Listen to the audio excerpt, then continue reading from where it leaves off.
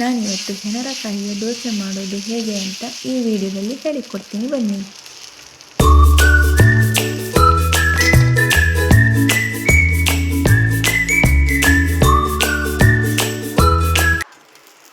ಇದು ಹೆಲ್ತಿಗೆ ತುಂಬಾ ಒಳ್ಳೆಯದು.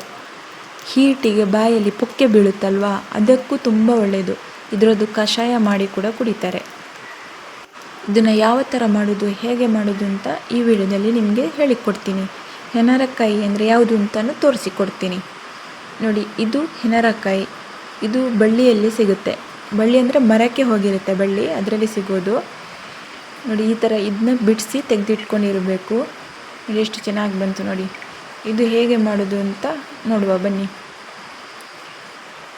ನೋಡಿ, ಇದರಲ್ಲಿ ನಾನು 2 ಹಾಕ್ಕೊಂಡಿದ್ದೀನಿ. ಗ್ಲಾಸಲ್ಲಾದರೆ ಒಂದು 3 ಗ್ಲಾಸ್ ಅಕ್ಕಿ ಹಾಕಿ ಚೆನ್ನಾಗಿ ತೊಳೆದು 1 ಗಂಟೆ ನೀರಲ್ಲಿ ನೆನೆಸಿಟ್ಕೊಂಡಿದ್ದೀನಿ. ಇದಕ್ಕೆ ಏನೆಲ್ಲ ಬೇಕು ಅಂತ ಹೇಳ್ತೀನಿ.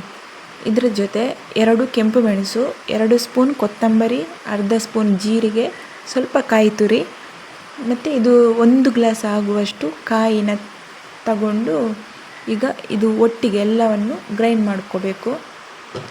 ಗ್ರೈಂಡ್ ಮಾಡಿ ಆಯಿತು. ಇದು ಈಗ ನಾರ್ಮಲಾಗಿ ನೀವು ಯಾವ ದೋಸೆ ಮಾಡ್ತೀರ ನೋಡಿ, ಅಷ್ಟು ಹಿಟ್ಟನ್ನು ನೀರು ಮಾಡಿಕೊಂಡ್ರೆ ಸಾಕು. ಇವಾಗ ತುಂಬ ಗಟ್ಟಿ ಇದೆ ಅಲ್ವಾ, ನಾನು ಅಂದಾಜಿಗೆ ನೀರು ಹಾಕ್ಕೊಂಡು ನನಗೆ ಎಷ್ಟು ಬೇಕೋ ಅಷ್ಟು ನೀರು ಹಾಕ್ಕೊಂಡು ರೆಡಿ ಮಾಡ್ತೀನಿ. ರುಚಿಗೆ ಬೇಕಾದಷ್ಟು ಉಪ್ಪು ಕೂಡ ಹಾಕ್ಕೋಬೇಕು. ಇಷ್ಟು ನೀರು ಮಾಡ್ಕೊಂಡಿದ್ದೀನಿ. ಇವಾಗ ದೋಸೆ ಮಾಡ್ತೀನಿ ನೋಡಿ. ಎಷ್ಟು ಚೆನ್ನಾಗಿ ಬರುತ್ತೆ ನೋಡಿ.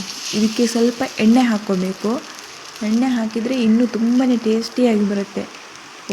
ಇದರದ್ದು ಪರಿಮಳ ಅಂತೂ ಸೂಪರಾಗಿರುತ್ತೆ. ನೋಡಿ ಎಷ್ಟು ಚೆನ್ನಾಗಿ ಬಂತು ನೋಡಿ. ಸ್ವಲ್ಪ ಉಲ್ಟಾ ಹಾಕ್ಕೋಬೇಕು. ಒಂದು 10-15 ಸೆಕೆಂಡು ಉಲ್ಟಾ ಹಾಕ್ಕೋಬೇಕು. ಆವಾಗ ಇನ್ನೂ ಟೇಸ್ಟಿಯಾಗಿರುತ್ತೆ. ಇದು ಉಪ್ಪಿನಕಾಯಿ ಮತ್ತು ಎಣ್ಣೆ ಹಾಕ್ಕೊಂಡು ತಿನ್ನಬೇಕು ಈ ದೋಸೆನ. ಏನು ಬೇಕು ಅಂತಲೂ ಇಲ್ಲ, ಹಾಗೆ ತಿನ್ಬೋದು. ಆದರೆ ಉಪ್ಪಿನಕಾಯಿ ಮತ್ತು ಎಣ್ಣೆ ಹಾಕ್ಕೊಂಡು ತಿನ್ನಬೇಕು. ನೋಡಿ, ದೋಸೆ ಮಾಡುವಾಗಲೇ ಘಮ ಘಮ ಅಂತ ಬರ್ತಾ ಇದೆ ನೋಡಿ, ಎಷ್ಟು ಚೆನ್ನಾಗಿರುತ್ತೆ. ನನಗಂತೂ ತುಂಬಾ ಫೇವ್ರೆಟ್ ಇದು. ಎಲ್ಲ ಟೈಮಲ್ಲಿ ಸಿಗಲ್ಲ ದೋಸೆ. ಇದು ಕಾಯಿ ಮಳೆ ಟೈಮಲ್ಲಿ ಮಾತ್ರ ಸಿಗುವಂಥ ಕಾಯಿ ಇದು.